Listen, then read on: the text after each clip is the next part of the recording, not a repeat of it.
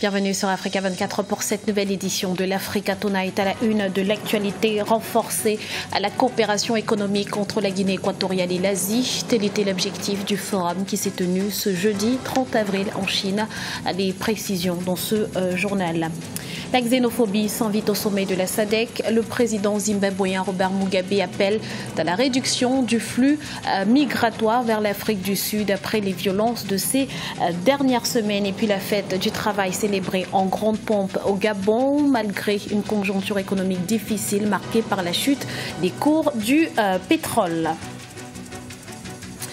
Mais avant de développer ces titres, marche de soutien à la libération de Ménaka au Mali. Plusieurs centaines de personnes se sont réunies ce samedi à Bamako pour saluer la reprise de cette ville du Nord-Est par un groupe armé pro-gouvernemental. La marche a été organisée à l'initiative de ressortissants de Ménaka qui espèrent désormais le redéploiement de l'armée et de l'administration malienne dans leur localité. Mobilisation de l'opposition équato-guinéenne en exil en vue du scrutin présidentiel de 2016. Réunie sous l'étiquette de la CORED, la coalition d'opposition pour la restauration d'un État démocratique, elle a entamé ce jeudi à Paris en France une tournée européenne à l'occasion de lancer un appel à un dialogue national sincère et inclusif. Réaction de Miguel Oyonodong Mifumu, ambassadeur en France de Guinée équatoriale. Ce demande a été fait et a été accompagné par une amnistie générale. Moi, je crois que l'année dernière, fin de l'année dernière, ce dialogue a bien duré. Ils ont adopté des accords, ils ont modifié plusieurs dispositions des lois qui facilitent un meilleur exercice de la démocratie en Guinée équatoriale. Mais cette opposition que vous m'en parlez, ils n'ont pas voulu assister. Mais ce n'est pas nous à les suivre à Bruxelles, à Paris, à Madrid. Le dialogue se tient au pays. Et même on a, je ne sais pas, si on doit parler des affaires de Guinée équatoriale, ça doit être en Guinée équatoriale. Premier forum économique Guinée équatoriale-Asie. Il s'est déroulé ce jeudi 30 avril dans la cité portuaire du nord-est d'Alian en Chine. Ce forum est un message fort sur les intentions de la Guinée équatoriale de resserrer des liens déjà très solides avec l'Asie. Idelette Bissou.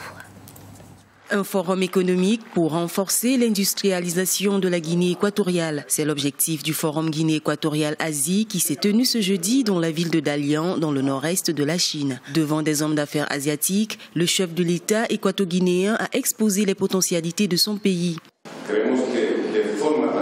Nous pensons d'une manière particulière que la Guinée équatoriale peut présenter quelque chose de spécial pour servir comme modèle d'investissement chinois en Afrique. Pour cette raison et à l'occasion de la visite de l'État ici, dans la République populaire de Chine, nous avons également pensé qu'il est nécessaire d'aborder le secteur privé dans ce grand pays ami afin d'avoir une intervention positive dans le développement de notre pays. Selon l'agenda du gouvernement équato-guinéen, le pays doit atteindre l'émergence sociale et économique d'ici à 2020, un objectif qui passe par une diversification de l'économie et un investissement dans les services. Une volonté qui pourrait présenter une opportunité pour les hommes d'affaires présents au forum de Dalian. La Guinée équatoriale nous a toujours prêté son soutien. À cet effet, nous allons également travailler avec elle. Nous avons eu l'occasion de présenter nos projets au président. Il nous a encouragés à venir investir car l'industrialisation de la Guinée équatoriale doit devenir une réalité. Sincèrement, nous sommes très heureux.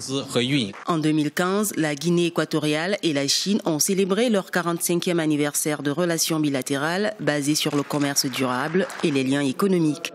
Cette première conférence économique Guinée équatoriale-Asie devra permettre de développer un partenariat porteur de croissance.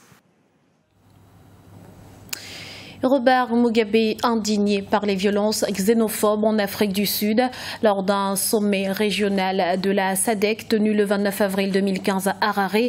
Le chef de l'État zimbabwéen et président en exercice de l'Union africaine a demandé l'arrêt du flux de migrants vers ce pays. Les détails avec Birama Saounera.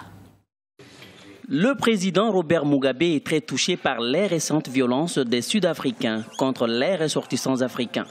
Après avoir rapatrié des centaines de ses compatriotes, le chef de l'État zimbabwéen demande aux pays africains de prendre des mesures, parmi lesquelles la réduction du flux migratoire vers l'Afrique du Sud. Ce n'est pas à l'Afrique du Sud seule de résoudre ce problème.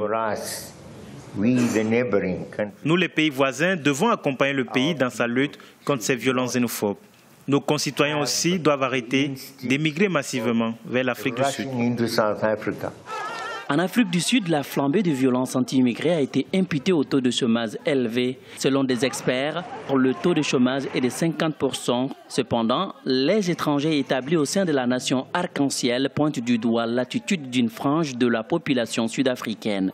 C'est la paresse qui a déclenché cette violence. Malgré ce que dit le roi, je suis très désolé de le dire, les Sud-Africains ne veulent pas travailler. En particulier, les jeunes Sud-Africains. Ils ne veulent pas travailler. La vague de violence xénophobe en Afrique du Sud a fait 7 victimes à Durban et à Johannesburg au cours de ces 4 dernières semaines. La violence semble s'être calmée après que le gouvernement sud-africain ait déployé des troupes pour arrêter les agressions.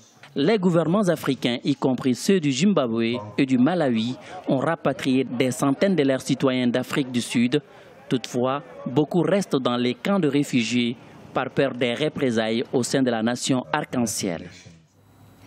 Dans le reste de l'actualité, journée mondiale de la liberté de la presse ce 3 mai, à l'occasion de revenir sur l'apport de la presse dans la consolidation de la démocratie, de défendre les médias des attaques contre leur indépendance, mais aussi de se souvenir des journalistes tués dans l'exercice de leurs fonctions.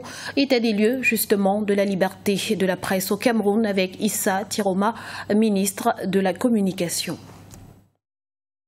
Je peux donc dire que la presse camerounaise se porte, je ne peux pas dire très bien, mais disons relativement bien. À l'heure où je vous parle, nous n'avons pas de journalistes derrière les barreaux du fait de l'exercice de la profession. Et j'annonce également que je n'ai jamais eu à interférer sur la ligne éditoriale de quelque journal que ce soit, qu'il s'agisse de la presse écrite, de la radio ou de la télévision. Jamais. Sauf de temps en temps quand un journal ou un journaliste a tendance à remettre en cause les acquis fondamentaux sur lesquels repose la nation, à savoir la paix, la concorde, l'unité, bref. Mais sinon, cette presse, elle est vigoureuse, elle existe, elle est abondante. La presse écrite, peut-être 500 titres, 600 de périodicités diverses. Ensuite, la radio, ça tourne autour de 200 radios communautaires et radios commerciales. Pour ce qui est donc de la télévision, je gère aujourd'hui en gros une trentaine de télévisions, dont une dizaine de très grande valeur, de très grande qualité. Et au niveau de cet ensemble, donc, je n'ai jamais eu à interférer. Au Gabon, la célébration officielle de la fête du travail placée cette année sous le thème « Dialogue social, gage d'un développement économique harmonieux et d'une cohésion nationale » a eu lieu sur le boulevard Omar Bongo de Libreville sous fond de difficultés économiques et de tensions sociales. Voyez ce reportage de Douglas Toutoum, notre correspondant à Libreville. Célébrée sous le thème « Dialogue social, gage d'un développement économique harmonieux et d'une cohésion nationale », la fête du travail a été marquée par un grand défilé civil à Libreville. Une célébration qui a lieu sous fond de tensions sociales et de difficultés économiques avec entre autres les restrictions budgétaires liées à la chute des cours du pétrole, principale ressource du pays. Nous tenons à dénoncer les négociations et diverses constatations qui, jusqu'à ce jour, n'ont rien donné de durable. Sinon pervertir l'action syndicale. De nombreux travailleurs ont reçu des médailles pour leurs 10, 15 et 20 ans de bons et loyaux services. Pour tous les travailleurs, le 1er mai reste une date anniversaire importante qui engage chaque travailleur à une réflexion générale sur le travail, les progrès réalisés et les préoccupations nouvelles. Ce dialogue que nous appelons de tous nos voeux ne peut être effectif et efficace que si les divergences entre les différents acteurs sont aplanies. C'est ce à quoi nous nous employons. En novembre 2014, le gouvernement, les partenaires sociaux et le patronat s'étaient concertés afin de redéfinir l'ensemble des cahiers de charges en vue de l'amélioration des conditions de vie des travailleurs. Le rapport général issu de ces travaux est désormais un outil pour le gouvernement dans la mise en place des réformes telles que l'élection professionnelle, le nouveau système de rémunération, le système d'assurance santé et le nouveau projet du Code du travail. C'était le journal de la rédaction. Nous vous remercions pour votre fidélité. Retrouvez dans un instant une nouvelle édition de l'information sur Africa 24.